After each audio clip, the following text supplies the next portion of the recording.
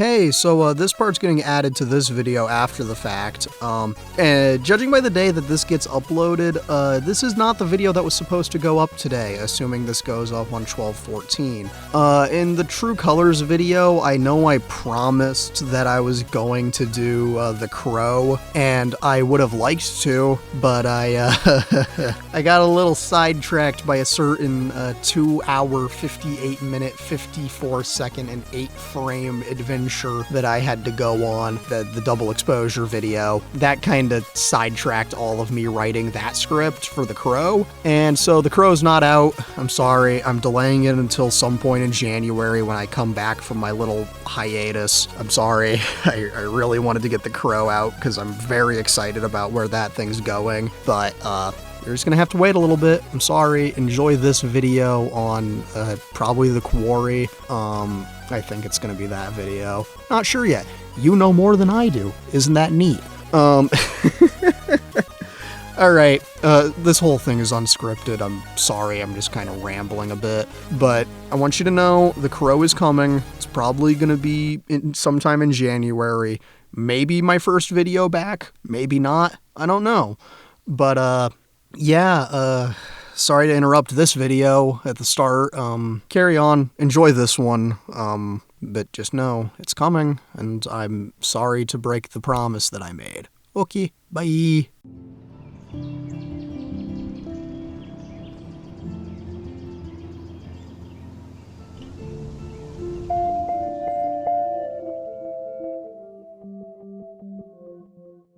Hello, my name is a leg of glazed ham, and today I want to talk about something nice and easy. So we're going to talk about the spiritual successor to Until Dawn, The Quarry. I'm gonna be completely honest with you off the bat and say that this game is just okay. While it has an amazing set of creature designs, some good characters, and amazingly realistic graphics, there are a slew of issues that hold it back from being as good as Until Dawn. And so, let's get into it. Also, I'm gonna go ahead and say I won't be talking about the story, but there will be spoilers, and I'm gonna throw this one out now, because if you didn't know this is a game about werewolves, then your lack of observation is astounding, because this game barely keeps it subtle that it's about werewolves. I mean, it opens with a bunch of images of the full moon, and it keeps referencing moons. And I don't know how to tell you that it's incredibly obvious and not a twist that this is a werewolf game. That's not even a spoiler. It's something you'd figure out like 2 minutes into playing the game. Anyways, where was I? Oh yeah, actual review stuff. Oh wow, look, a leg of glazed ham is talking about the characters and the thing he's covering.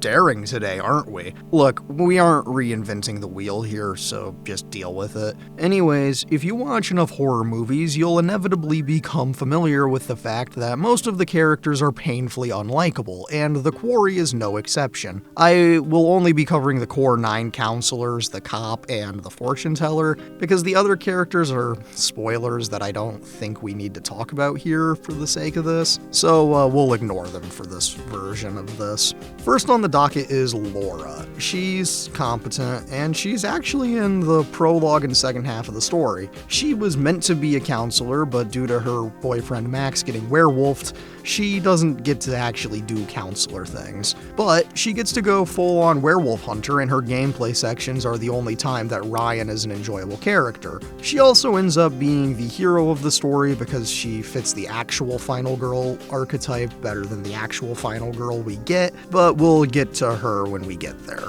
Max is the other counselor who doesn't get to show up, but he gets werewolfed in the prologue, and so he has exactly one gameplay section. And even then, you can only get this section depending on how you play the game. Like, if you're trying to keep everyone alive, you get to do it, but if you're killing everyone, well, oopsie. Max is beyond incompetent as a character. He's just kind of along for the ride, and because, again, he spends about 90% of the game as a werewolf trapped in either prison or an island, he's not getting to do too awful much. And now, we have a quick detour to talk about the cop, Travis Hackett, played by Ted Raimi, the brother of iconic horror director and legend Sam Raimi. He represents our classic archetype of the Harbinger.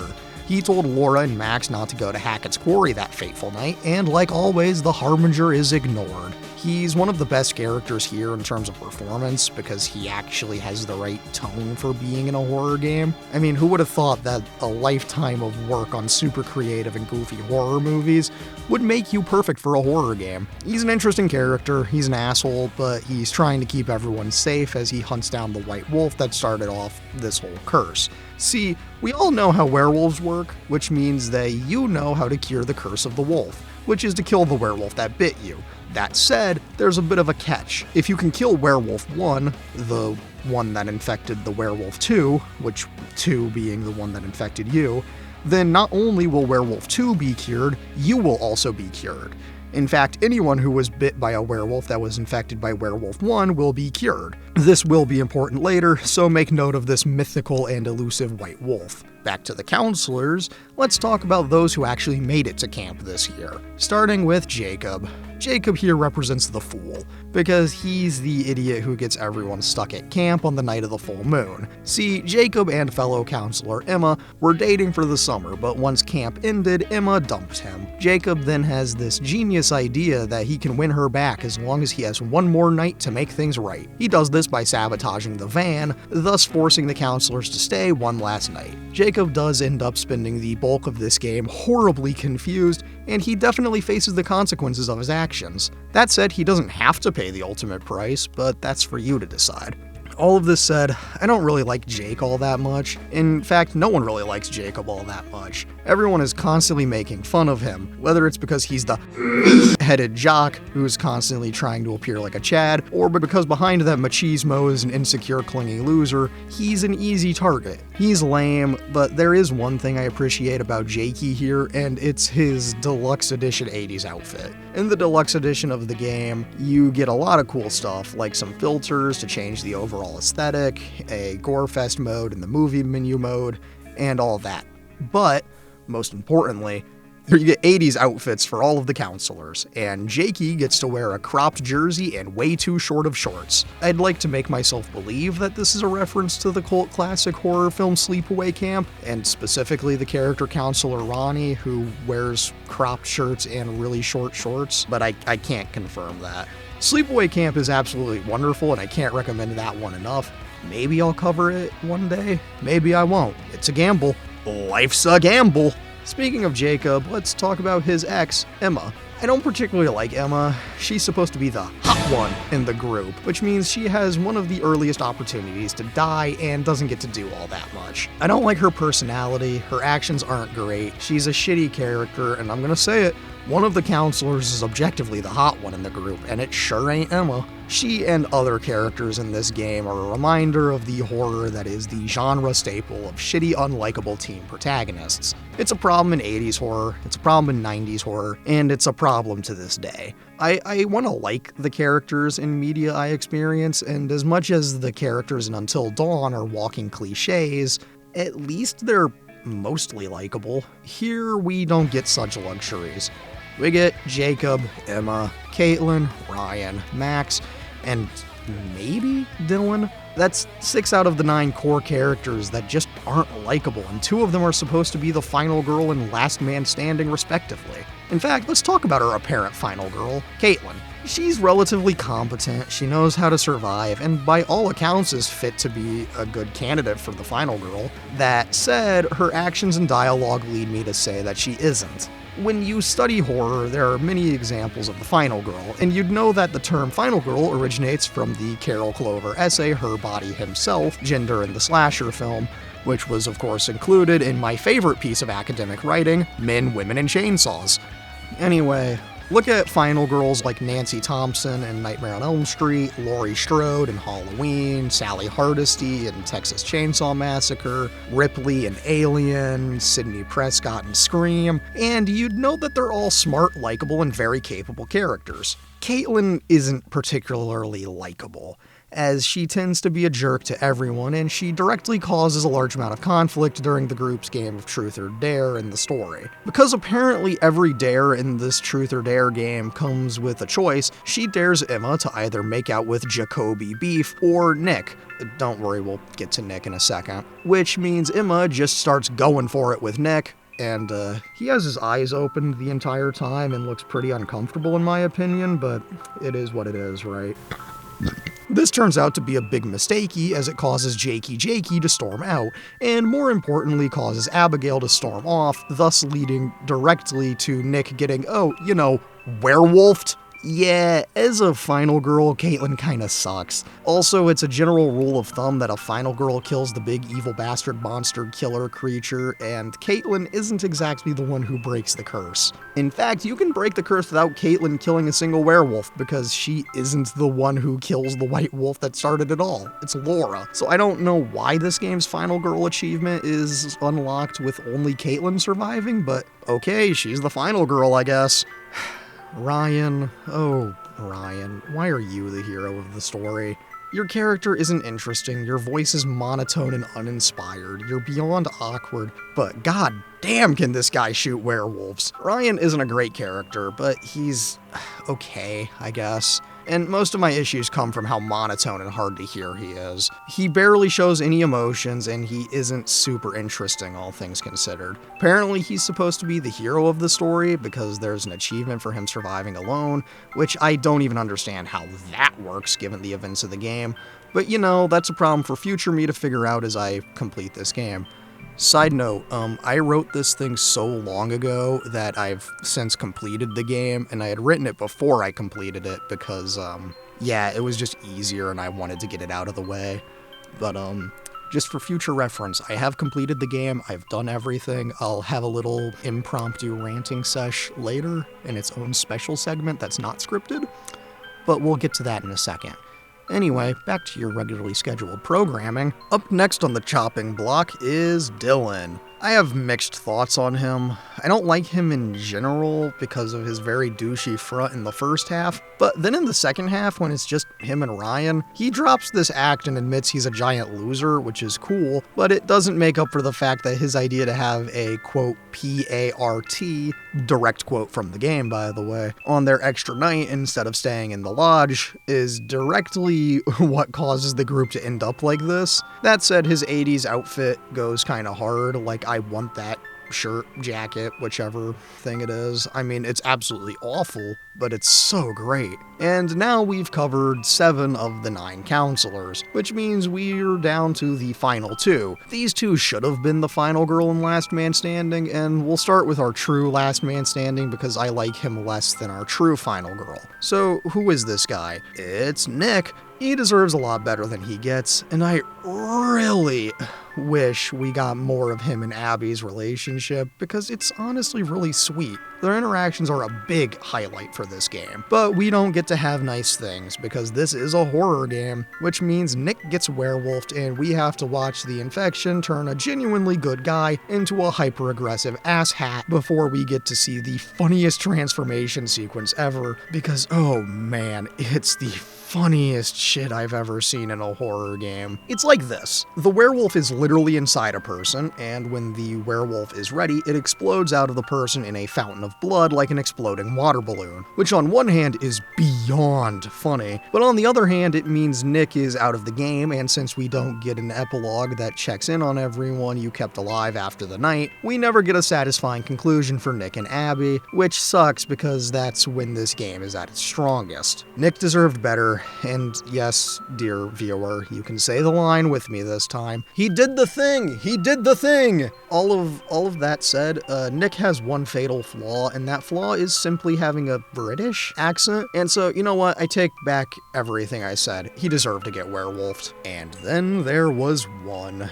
And she's my favorite character in the game. Abigail is the best character by far, hands down. She's the art teacher counselor, she's really good at art, her 80s outfit goes hard, everyone likes her, her relationship with Nick is the highlight of the whole experience, and oh yeah, she's immune to getting werewolfed. See, when you get someone bit while you do a run where you get everyone infected, pretty much everyone gets a chance to transform, and they show symptoms pretty much immediately. But not our Abby. Couldn't be precious Abby. Stealing them blind. When she gets bit by the same werewolf that bites Nick, she just doesn't show any sign of infection, like at all. What a sick joke! And while you could chalk it up to the writers forgetting about her, I think it's a lot cooler if she's just actually immune to werewolves. So continuing from that Chicanery? I really like Abby, and the game kinda doesn't like her, which is weird, and even weirder is how they don't treat her like she's the most attractive out of the group, and that's a fact. There's a throwaway line early in the game where Caitlin says her cabin had decided the list of hottest counselors, and I gotta ask,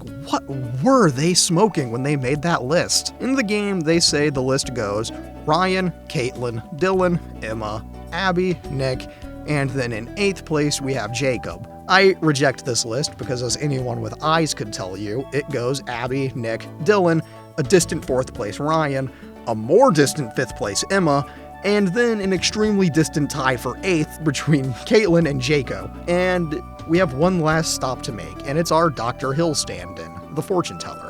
She offers us this game's version of Until Dawn's totems, the tarot cards. I don't really like them all that much as they represent a much larger problem with this game, but we'll get to that. So for now, woman. She reads the cards and gives us a chance to look into a potential path, but you can only get one card read every chapter, so you can't get every card read in a single run. Beyond that, she actually has an interesting mystery behind the scenes, but I'll leave that for you to find out. The fortune teller is not as cool as Peter Stormare in Until Dawn, but she's pretty good, so consider that a positive about the game. Just like its cooler big brother Until Dawn, the Quarry has a bunch of collectibles for you to get, from clues to evidence to those godforsaken tarot cards. They're very standard video game collectibles, but there's a big catch. See, in Until Dawn, you can get pretty much every collectible in a single save file, because once you've unlocked it in that save, you've got it until you press that new game button. And once you've beaten the game, you've got the chapter select button until you press that new game button. However, in the Quarry, you only get one shot, one opportunity to use the chapter select button after you beat the game, and on top of that, you lose all collectibles up until those you had nabbed before that chapter, which is a monumental problem, because you can't get all the clues and tarot cards in a single run, which means you have to do 2 separate runs where you keep everyone alive in order to get every collectible. This sucks because for as many steps forward as this game takes, improving the gameplay of Until Dawn, it took just as many backwards. But whatever, right? Most people aren't going to complete this game. I mean, Until Dawn, at the time of when I wrote this, had been out for like 8 years, and only 2.7% of gamers who played it have completed it, myself amongst them. And I am actually among the few who have completed the Quarry.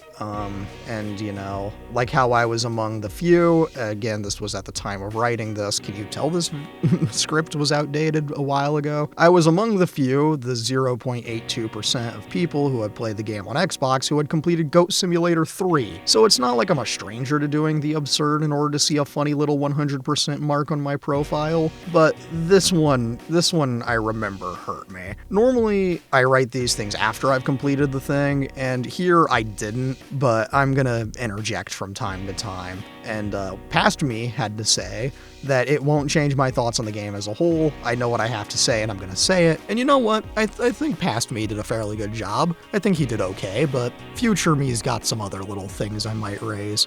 Or maybe I don't. I don't know. I'm gonna wrap this up soonish, but before I can, I need to talk about horror. Maybe my barometer is screwed up, but werewolves don't really scare me all that much, so this game isn't as effective in terms of horror as its much more epic and honestly atmospheric big brother Until Dawn. But this game is so pretty visually. Like, the character models look so real, and they don't even trigger the uncanny valley like Until Dawn, which also means holy shit, the gore in this game. This game is bloody. with a capitalized, italicized, underlined B, and I cannot understate that. It's something really wacky and goofy about this game, and it definitely works in the game's favor, but it doesn't cover up for all of the glaring problems like the lack of good characters, or more importantly, the lack of good scares. This game is not nearly as jump scare heavy as Until Dawn, which is good, but it lacks the atmosphere that game has. While the creature design is amazing, it's nowhere near as good as its big brother's designs.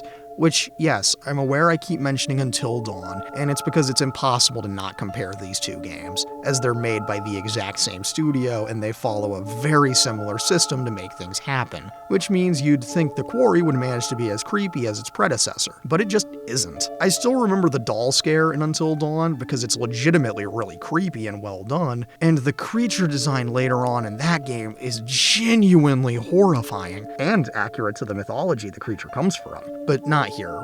We can't have nice things here. Alright, hi, it's me, Glazed Ham from the future, past, whatever, the one who's completed the game, and I'm gonna tell you just a little bit about completing the game that I didn't have when I originally wrote this thing, and we're just gonna, improvise it off the top of my head. When I was writing this, I hadn't done a kill everyone run yet, and I'm gonna say the kill everyone run is not nearly as fun as saving everyone. I think that's kinda just because killing most of the characters is fine until you have to kill Abby, and then you're just like, oh, we killed the last of the likable characters, and now I don't want to carry on because why would I? She's dead, and she was the best of them, worth more than the whole damn bunch put together. And it's an interesting thing to think about just how kind of boring evil routes can be, especially in a game like this, which it shouldn't be because you kind of want to kill as many of the characters as you can just because the death animations are incredibly brutal and fun. That's what you're here for in a creature feature. You're here to watch werewolves rip people apart.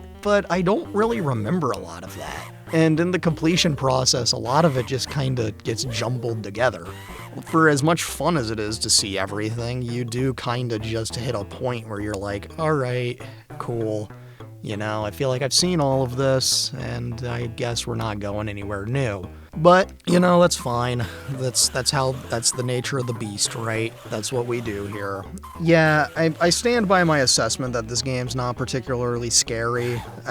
None of the things besides characters have really stuck with me past my original playthroughs.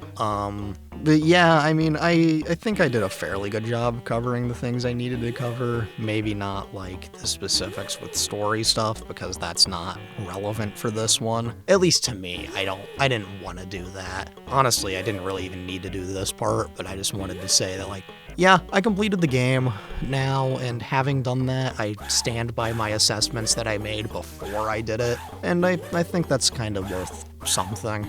Maybe that says more about me, maybe it says more about the game. I don't know.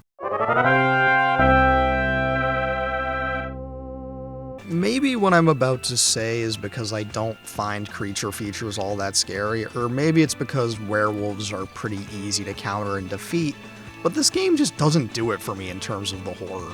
There aren't any moments in the game where I feel tense about my actions or inactions affecting the story later on, which is not something I want to say about a horror game. I want to feel tense.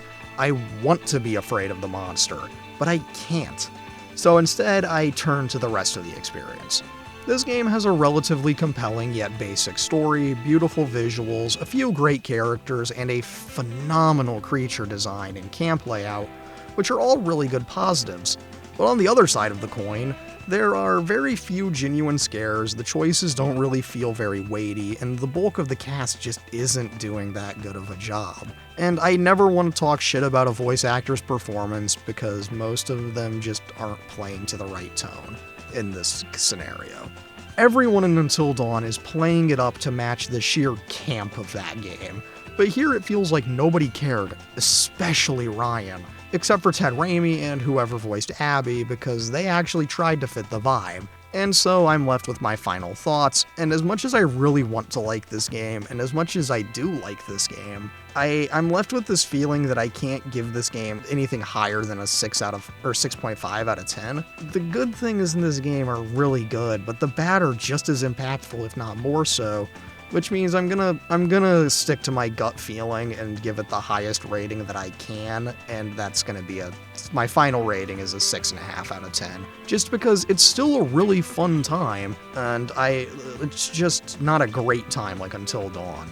I would still recommend that you play this game, especially if you can get a group of friends together and enjoy it as a werewolf, like Wolfpack. Everyone would have a good time, and that's nice to see, but on its own, it's just fine.